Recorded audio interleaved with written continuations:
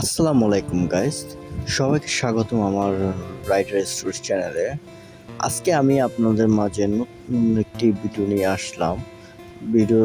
এই ভিডিওর মাধ্যমে আপনারা জানতে পারবেন যারা পাঠাওতে জয়েন করতে চাচ্ছেন বা অলরেডি কাজ করছেন, তাদের মনে একটা কমন প্রশ্ন থাকে, ভাই পার্সেলে ইনকাম বেশি নাকি ফুডে?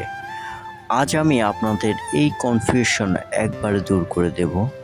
আমি নিজে দুটোতে কাজ করে দেখেছি এবং আজ আমি আপনাদের মাঝে এই দুটোরই কাজের বাস্তব অভিজ্ঞতা শেয়ার করব।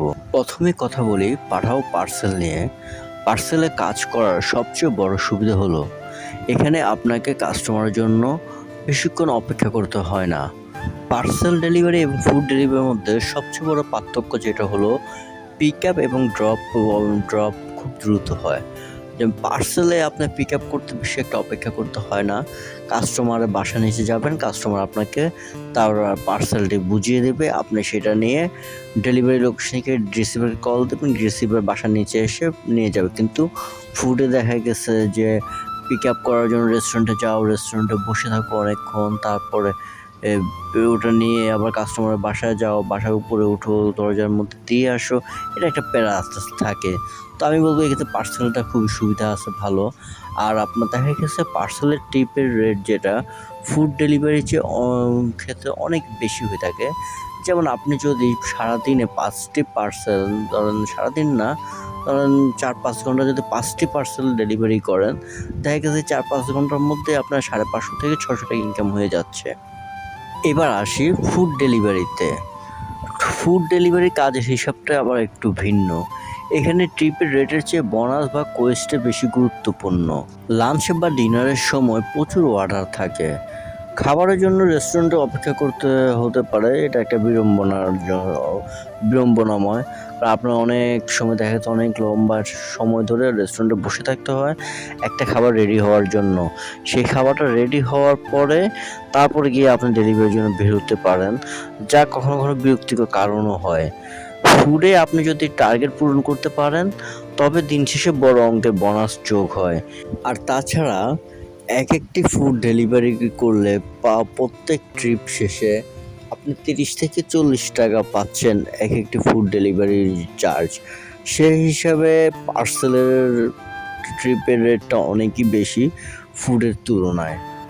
দেখুন, একপাশে আপনি যদি পার্সেল ডেলিভারি করেন, যদি আপনি ফুডের মতো সময় হিসাব করে যদি পার্সেল ডেলিভারি করেন, তাহলে আপনি দিন শেষে ধরেন আপনি 10 ঘন্টা 8 ঘন্টা কাজ করলে 1000 থেকে 1200 বা কখনো কখনো 1500 টাকা পর্যন্ত আপনি পার্সেলে ইনকাম করতে পারবেন। আর ফুডের মধ্যে দেখা গেছে আপনার কোয়েস্টের বোনাস এগুলো টার্গেটের জন্য অনেক পরিশ্রম করতে হয়, অনেক টার্গেট নিয়ে কাজ করতে হয়। আজকে এতগুলো ফুড ডেলিভারি করতে হবে, তাহলে আমার কোয়েস্ট বা বোনাসটা আমার টার্গেট পূরণ হবে।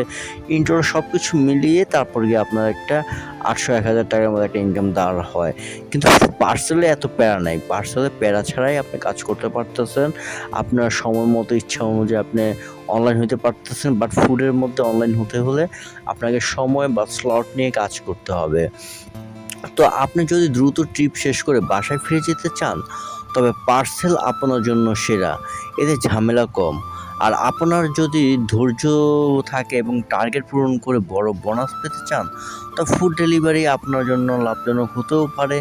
ব্যক্তিগতভাবে আমার অভিজ্ঞতায় যারা নতুন শুরু করছেন তাদের জন্য পার্সেল দিয়ে শুরু করাটা সহজ আমি মনে করি।